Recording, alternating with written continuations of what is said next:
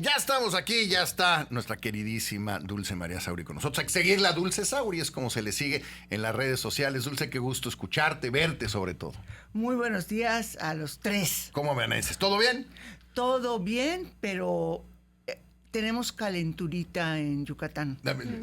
O sea, estos hechos, cuando los vas concatenando, Exacto. van creando una especie de imagen de que estamos demasiado exacerbados en términos de ánimos, ¿no? Sí. Y eso, el ánimo social, y sobre todo cuando los protagonistas son personas de fuera de Yucatán o de fuera de México, se vuelve aún más complicado. Sí, claro, y prende más. La Así pradera es. Prende más, por Así eso. es. Federico Berrueto, qué gusto tenerte como siempre aquí. Un placer estar aquí con ustedes. Muy buen día. Y sí empezamos a escuchar cada vez estas situaciones de violencia, ¿no?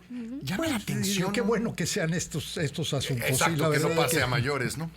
Sí, por eso pero es calenturita. ¿Estamos enojados? Sí, ven Es calenturita. Si andamos como buscando pleito, ¿no? Andamos buscando pleito. Hay que ser cuidadosos con eso, de verdad, muy cuidadosos. Sí. Pero bueno, oigan, les queremos preguntar su opinión, nos interesa mucho conocerla. Escuchamos ayer a la presidenta. Primero, hace unos días, la presidenta presenta una iniciativa que hemos estado platicando ampliamente aquí en el programa, en la que lo que propone es no al nepotismo a partir del 2027. Habría que ver luego el amiguismo, y hay muchas cosas que todavía se faltan por resolverse. Pero bueno, la presidenta presenta esto, pasa al Congreso de la Unión y deciden aparentemente, porque hay varias versiones, deciden cambiar la aplicación de esta reforma para evitar el nepotismo del 2027 que proponía la presidenta al 2030 que aparentemente el Partido Verde y el Partido del Trabajo tenían cierto interés.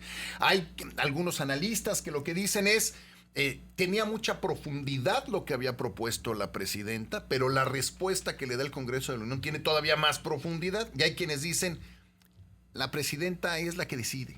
Dulce María, ¿qué opinas? Bueno, esta situación solo reitera lo que he venido planteando aquí, que es que la presidenta Sheinbaum no manda sobre su partido, su movimiento, ni manda sobre actores protagónicos como son los coordinadores de la Cámara de Senadores y de la Cámara de Diputados.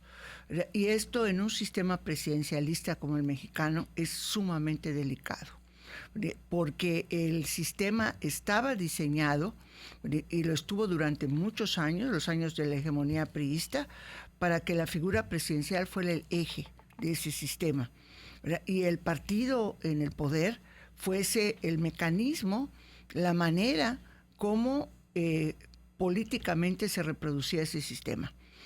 Eso terminó con la transición en 1997 y ahora, desafortunadamente, desde 2018 se ha reforzado nuevamente el presidencialismo, pero yo no la institución presidencial, sino la persona que fue presidente 2018-2024, que cuando concluyó su periodo se llevó, por decirlo de alguna manera, el tablero de mando consigo, ¿no?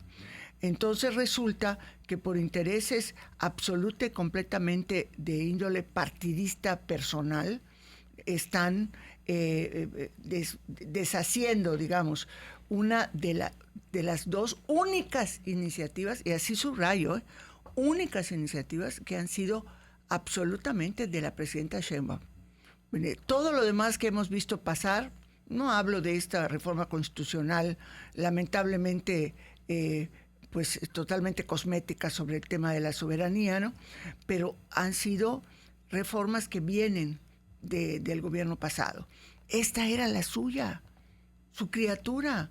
Y a su criatura la han cercenado. Primero, con cierta lógica, dijeron va a ser vigente hasta 2030, cosa que perfectamente el constituyente pudo haber señalado. Para diputados va a ser a partir de 27 y para senadores a partir de 30. Perfecto. Pero en este caso no hay ninguna explicación plausible, más que la, digámoslo con todas sus letras, extrema debilidad política de la presidenta Sheinbaum. Bueno, yo ahí tengo tengo la impresión de que tú tienes una visión diferente. Sí, pero a ver, el tema aquí es sí hay una debilidad, pero la debilidad es del régimen, y la debilidad del régimen tiene que ver con esto. Es un dilema que también lo tuvo el PRI en su momento. O privilegias objetivos político electorales o privilegias un sentido de ética en el ejercicio del poder. Obviamente, en el tema del nepotismo, es una definición de ética política, es decir, no se pueden entre parientes andar pasando el poder.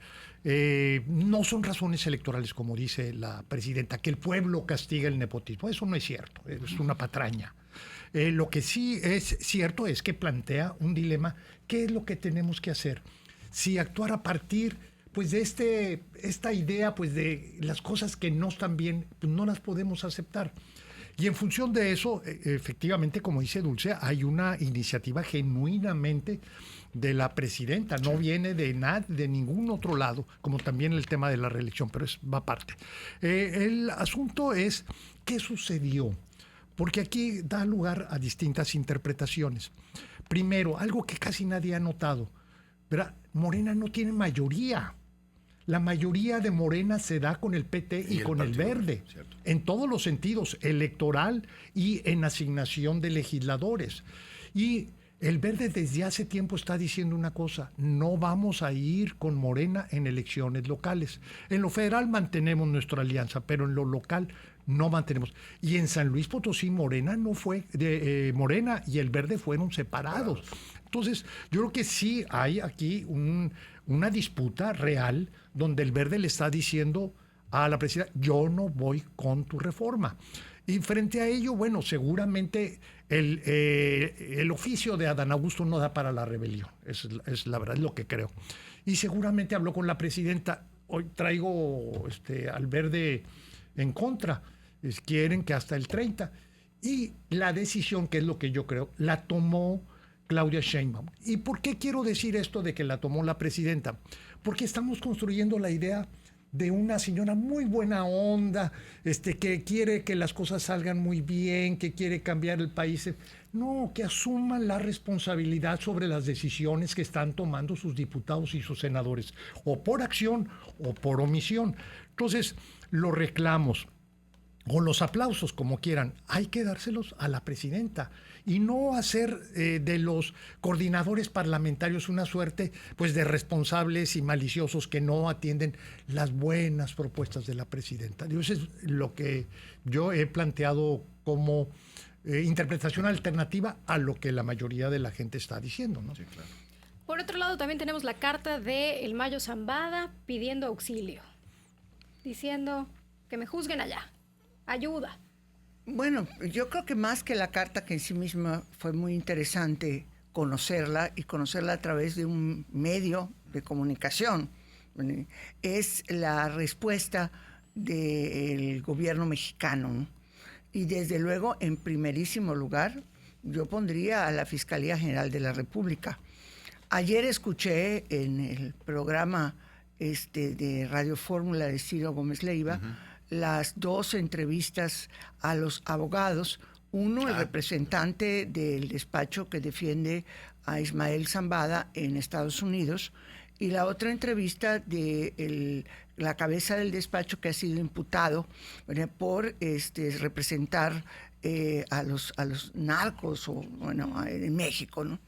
Y lo que más me llamó la atención de todo lo que escuché es la sorpresa de los abogados de defensa del Mayo, que cuando escucharon que el gobierno mexicano había pedido la extradición desde julio, que porque tenía 4 órdenes de aprehensión pendientes de ejecutar. ¿Qué fue lo que dijo en Gertz México, Manero? que fue lo que dijo Gertz. Y dijo desconocer completamente eso. Entonces, eso acabó de encender las alarmas sobre el tema de Ismael Mayo Zambada. Para mí, me parece que no va a transitar absolutamente una reclamación de regreso a México. Posiblemente cuando termine el juicio se pueda nuevamente plantear que venga a purgar su condena en México. Plantear, porque yo no creo que lo concedan. En lenguaje popular, lo caído, caído. Y cayó. Y esta sensación me llamó mucho la atención y leí algunos comentarios que decían, oye, el que te contraten como abogado para defender a alguien que pueda ser bueno o malo no es crimen per se, ¿no? Porque como que... No te hace socio del cliente. Exacto, ¿verdad? o sea, me esa convalida impresión, lo que hizo. sí. Porque todo el mundo, él es Pero abogado de narcos. Esa debió haber sido la respuesta de la presidenta Sheinbaum, en vez de negar algo que está a todas luces comprobado, y es que el abogado y su socio de despacho tienen vínculos muy estrechos con muchos personajes de Morena o del gobierno, que eso tampoco es delito, no tiene nada de malo. Pero bueno, el actuar vergonzosamente también tiene que ver con un sentimiento de culpa o con una idea de que sí hay esqueletos en el closet que tienen que ver con la relación del narco con la política. Pretendieron aventarle al PAN el tema de uno de los abogados, ¿no? Diciendo, lo premiaron los del PAN. Lo hizo la presidenta y fue un error monumental. Sí, yo sí lo ¿Por creo. qué? Porque era muy fácil la defensa del PAN y de la diputada. Fue por un premio que le dieron donde la diputada tiene un papel totalmente secundario. Pero además el premio se lo dio Morena y no nada más se lo dio ahí, se lo dio en la otra cámara y además entonces esto de que yo supongo que porque es muy de Andrés Manuel eso y tiene que ver con las recomendaciones de Ramírez Cuevas, el asesor mismo. Sí, el asesor, ahora asesor. No, pues ahora bueno, es el coordinador él es de de comunicación asesores. y ahora es coordinador de Y asesores. creo que sí tiene un ascendiente y se les hace fácil, ¿verdad? Decirle a la presidenta, no, pues oye, el PAN también está implicado, pero no está implicado el PAN. El PAN, como al menos como partido, no tiene nada que ver con que una diputada en una gestión menor dio lugar a que le dieran un reconocimiento al abogado. Pero bueno, yo creo que estos excesos en la reacción tienen que ver con esto que digo. Hay esqueletos en el closet, por eso están actuando de esa manera. Sí. Y es un escenario bastante complejo, percibo, para la presidenta y todo lo que hay detrás, con el gobernador Rocha, con todo lo que está pasando, la carta. Y mientras tanto estamos como que sonriendo y peinándonos todos, no yo, pero sí peinándonos todos para vernos guapos ante Estados Unidos, que nos tiene con la espada desenvainada. Qué compleja situación la de México. Absolutamente. Muy interesante, por cierto, es la extradición del patrón, o sea, del grupo de patrón. Ah, sí. Ya no sé cuál letra del alfabeto, sí. qué número es, pero la extradición. Sobre todo porque basados en los dichos de este grupo delictivo, fue como la DEA hizo el expediente contra el general Cienfuegos. Entonces, yo no sé si podemos pensar o especular que hay un toma y daca. No te doy a los Rubén Rocha y actuales, pero te doy a alguien que te va a permitir justificar irte sobre el pasado. Inclusive un militar, ¿no? Sí, claro. Entonces, me parece muy peligroso lo que está pasando en México y al mismo tiempo señalar que ha habido, cuando menos publicitariamente, un cambio total de actitud y de resultados de las Fuerzas Armadas respecto a laboratorios de fentanilo, esos que no existían. Que no había. No habían. Al confiscamiento de droga, sí. Fentanilo como protagonista en ella, ¿no? Entonces, creo que hay, vamos a decir, un esfuerzo precisamente para satisfacer al tigre, ¿no? Claro. Antes de que nos saque las uñas y las garras, no las uñas, las garras. Sí, y nos filete. Bueno, yo creo que es muy buena noticia para el país que haya una acción diferente a la del gobierno pasado para combatir al crimen organizado, y lo estamos viendo en muchos lados. Los resultados son inciertos todavía, pero cuando menos el cambio de actitud invita a pensar en una situación mejor a la que teníamos. Pero aquí hay un tema, yo diría que es el que me da la impresión que no veo por parte del gobierno que lo esté entendiendo, que es la excepcionalidad que plantea el gobierno de Donald Trump. Uh-huh. Excepcionalidad en dos sentidos. Primero, un señor que se desentiende de compromisos, de principios, de reglas, de todo, lo hace hacia el interior, lo hace hacia el exterior, es verdaderamente impredecible, y lo sucede en la economía, sucede en términos de seguridad, en la diplomacia, etcétera. Entonces, es muy tenemos el país tiene que asumir esta nueva realidad. Y la otra excepcionalidad tiene que ver con la declaratoria de los narcos como grupos terroristas. ¿Por qué? Porque esto da una enorme discrecionalidad. No hay derechos del inculpado, ni hay procesos judiciales, asesinan directamente. ¿Por qué? Porque es la respuesta que ellos han construido al terrorismo, incluso recurrir al asesinato. Entonces, en esta excepcionalidad yo lo que veo es que el gobierno asume que estamos todavía en la situación previa. Y cuando yo lo que veo es, y me queda muy claro, que para Trump, que se mueve mucho por símbolos, el que la pena de muerte en contra del Mayo, pues es un trofeo que no va a dejar pasar y tiene todos los elementos para llegar a ese propósito, a ese objetivo. Y entiendo que es lo que le preocupa a la defensa del Mayo, que el Mayo va a ser el trofeo de Donald Trump. Pero las respuestas, por otro lado, que uno ve tanto del gobierno, del fiscal, que estuvo muy bien, nuevamente dan la idea de que no hay declaratoria de que son terroristas, que Donald Trump pues verdaderamente es totalmente impredecible. Sí, como si estuviéramos escondiéndonos abajo de la tierra esperando a que pase la temporada, ¿no? Pero son 4 años. Sí, pero son 4 años. Oiga, se nos acabó el tiempo. Tenemos todavía temas ahí que, bueno, la próxima semana estaremos platicando. Mucho el tema, por ejemplo, de esto del nepotismo y los efectos de todo esto que está pasando aquí en Yucatán.